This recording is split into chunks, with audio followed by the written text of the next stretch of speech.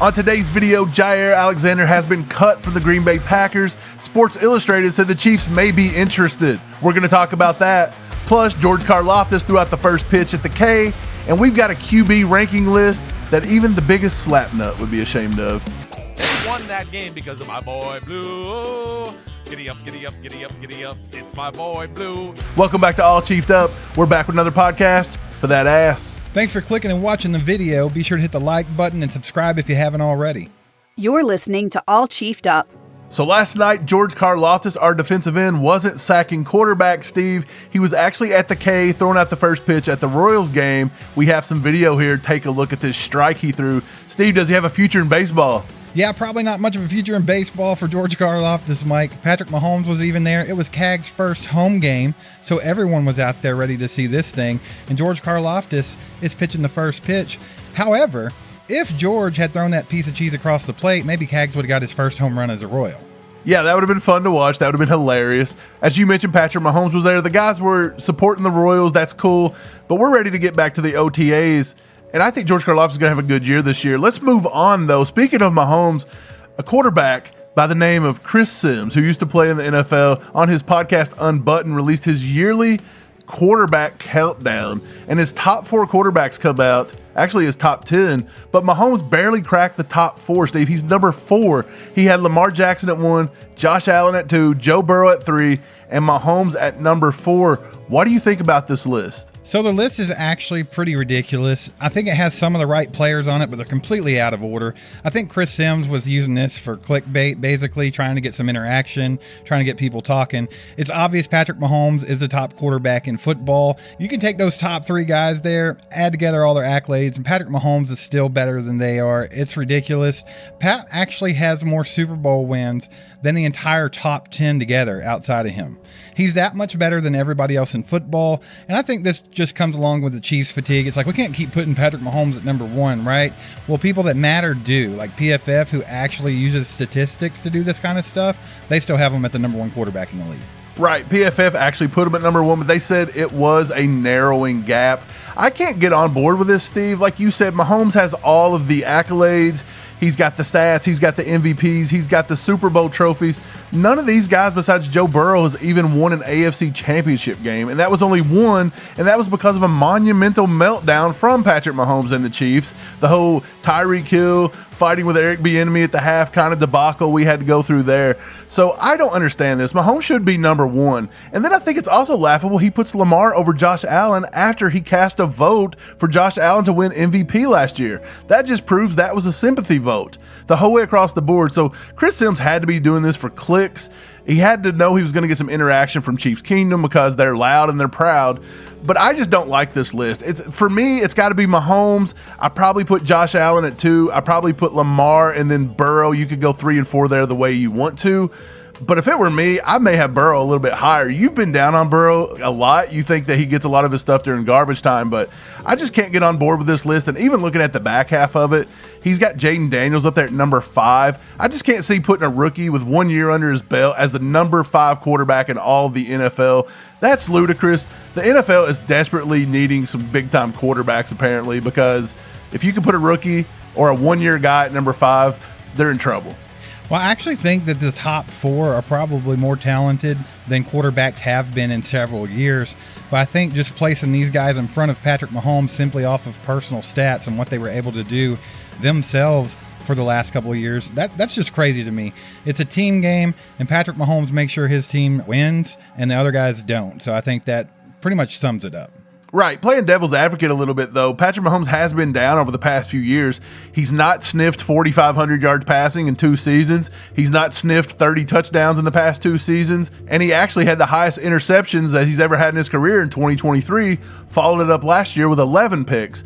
So I will say, no matter if it's the play calling, if it's the offensive line, if it's the wide receiver injuries, if it's Andy Reid, no matter what it is, whatever excuse you want to throw his way, his numbers and stats have been down a little bit. So if you want to say that's based on that, then maybe I'll give him a little bit of grace. But the last time I checked, stats don't always translate into wins, and it definitely doesn't translate into Super Bowls. If it did, Justin Herbert would be at the top of this list. No, I'm just kidding. Okay, now to the main story, Steve. You work hard, you play hard, and we know Chiefs Kingdom cheers hard. And when you do that, it's obvious you work up a little stank. You don't have to walk around smelling like Bigfoot's. Grab yourself some Mando full body deodorant or some Mando whole body deodorant spray. They even have whole body deodorant cream.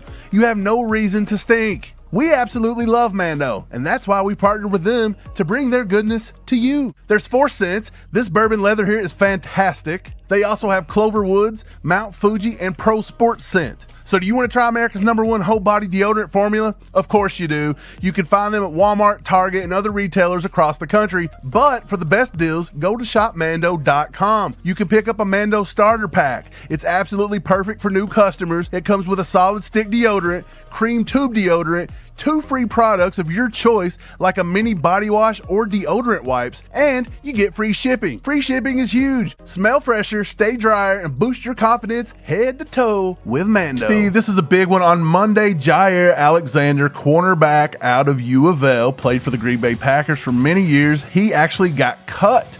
That was a little bit of a surprise, but NFL insider Josina Anderson reported that 6 NFL teams had immediate inquiries about Alexander after he hit the open market this week.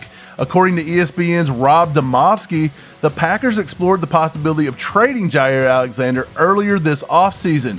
No trade materialized, so Green Bay would have been willing to retain him on a reworked contract and even offered him a revised deal in recent days leading up to his cut, but the two sides couldn't come to an agreement. He says Alexander was scheduled to make a fully non-guaranteed salary of $17.5 million in 2025, but the Packers opted to release him instead. Demovsky noted that he planned on reporting to Green Bay's mandatory minicamp this week. Before he was released, he had skipped the entirety of the voluntary portion of OTAs. Yardbarker goes on to say Alexander would fit with the Chiefs, that acquiring Alexander would jolt the Chiefs secondary, one of the best in the league. When Jalen Watson missed 11 games with an ankle injury in 2024, the Chiefs didn't have very good depth to fill in for him. Alexander could actually push Watson for a starting role in 2025. And then Sports Illustrated says the Chiefs will look at Alexander and hinted that they already have. And if he makes sense for the team and what they're trying to do in 2025, it will not be surprising to see the Chiefs give him an offer and see if he wants to come to KC, presumably to chase that Super Bowl ring. The Chiefs are looking to improve, and Alexander would give them that and move to make the defense elite. Steve, what do you think about this situation? Will Brett Veach throw out an offer to Jaire Alexander and try to bait him over to the Chiefs for a Super Bowl run? Well, it sounds good, doesn't it? Let's get a first-round draft pick cornerback to come in. He's only 28 years old. He's got some gas left in the tank, and he's a good cornerback, Mike. We watched him at U of L right up the road here. He was good in college. He's been good with Green Bay so far. And here's the thing about it, though. I think they already done what Sports Illustrated is alluding to with Christian Fulton. It's not going to be Jaire Alexander. I think they already did this with Christian Fulton. If you look at Jaire Alexander, Mike, over last season, he had 2 interceptions, 3 pass breakups, and PFF graded him out at a 75.2 overall corner, which was 25th in the entire league. If you go look at Christian Fulton, he had 5 pass breakups, 1 interception, and he was graded out at a 71.1, which was 40th in the entire league. So not a huge gap there. And here's the really crazy thing, dude. Jaire Alexander only played 361 snaps last season. That was 108th out of all cornerbacks. Christian Fulton was way above that, 760 snaps. So I think they already have a guy to fill that role that they want. Someone to push Jalen Watson and some of these other cornerbacks and really kind of raise the floor of that cornerback room. So I don't know if they have enough to even get him in here. I don't know if he'd want to sign something that low. It looks like he turned something down at Green Bay that was kind of more of a team-friendly deal. He's probably at that point in his career where he knows injuries have caught up to him a lot over the past few years. You just alluded to the snaps he played last year. He's constantly injured. He's really not on the field, but he's going to go try to make a payday somewhere. That's all he can really do, and I just don't know if the Chiefs are where it's going to be at. Now, it wouldn't surprise me if Brett Veach didn't kick the tires here. This would help across the board because even Christian Fulton, he never really lived up to his potential when he was drafted to Tennessee. He didn't really live up to his potential with the Chargers. So he's got a little bit left to go to get to a top-notch corner. But Jalen Watson was getting there last year. He's also got injury concerns, though. The team's not in on Josh Williams. Najee Johnson looked pretty bad through most of last season. And then the team went out and drafted Noel Williams. Noel Williams could be that guy, but I think having a guy like Alexander would be integral in letting him develop at a slower pace. But I don't know if Noel Williams needs to develop at a slower pace. I think he's ready to handle a lot of snaps early and often, and I think we're going to see that once the mandatory OTAs and training camp comes around. You're going to see a lot of Noel Williams actually taking the reins and getting out there and showing that he was a good draft pick and he could be a player on this team. Right, and obviously every time some kind of free agent becomes available, everyone wants to kind of push them towards the Chiefs, and we talk about each one. So that's why we're talking about Jaire Alexander, right? But the Chiefs only have $10 million in cap space right now, $10.8 million roughly, according to overthecap.com. Jaire Alexander's not cheap. They already paid Christian Fulton $20 million over 2 years. Jaire Alexander comes at double that cost. He's roughly around $21 million a year on his last contract. I don't think he's going to get that this time, but I still think he's going to want more than we're willing to pay and what we can pay. And like I said, I think they already took care of that need with Christian Fulton, so I highly doubt that the Chiefs go after Jaire Alexander. Yeah, it seems like Jaire Alexander is just kind of a pipe dream to a lot of people that think our secondary needs a lift, but I actually think they've done a good job at lifting our secondary this offseason. And when it comes time for 53-man roster cuts, I think it's going to be tough for them to just pick on 6 of them because you've got a lot of these guys. It's a very deep room, in my opinion.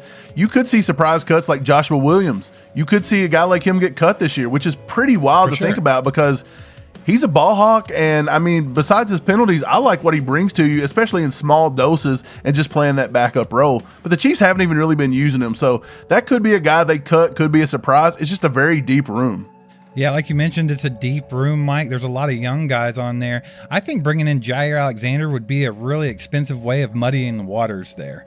I think you got some young guys that might want to see some snaps this year, like rookie Noel Williams, who I think can be valuable for the Chiefs. We've compared him to Marcus Peters several times, and I know the Chiefs want to get back to turn over the ball more. They're never on the good end of the turnover battle, and I think they're trying to change that, and that could really push this defense from being just a top 5 defense to being elite. And I think we can kind of dabble with stuff like that and see what Christian Fulton can bring to the table. That gives a little bit more flexibility with how you use Trent McDuffie. I don't think you go out and you spend $21 million a year on a guy like Jaire Alexander, who's really not going to move the needle all that much. No, you're right. It would be just a way to muddy the waters. Like I said, we pretty much got our top 4 corners on the roster right now. They got to find 2 more. And in that final 2, you're going to have guys like Najee. You're going to have guys like Joshua Williams. You've even got some UDFAs, Jacoby Covington, Melvin Smith that they really like. There's a lot of guys back there, and they got to find just 2. And if you're going to add Jaire Alexander to the mix, now you're bumping that down to only 1 guy's going to make the team, or else they'd have to cut a guy like Christian Fulton or Jalen Watson, and that's not going to happen. Time's yours, Chiefs Kingdom. Get down in the comments. Let us know what you think about that slapnut Chris Sims top 10 quarterback list of 2025. Also, let us know if you think the Chiefs need to spend a bunch of money to bring in Jaire Alexander. That's going to wrap it up for today. Thanks for liking, subscribing, clicking that bell. Share this with a friend. We'll catch you next time. Go Chiefs.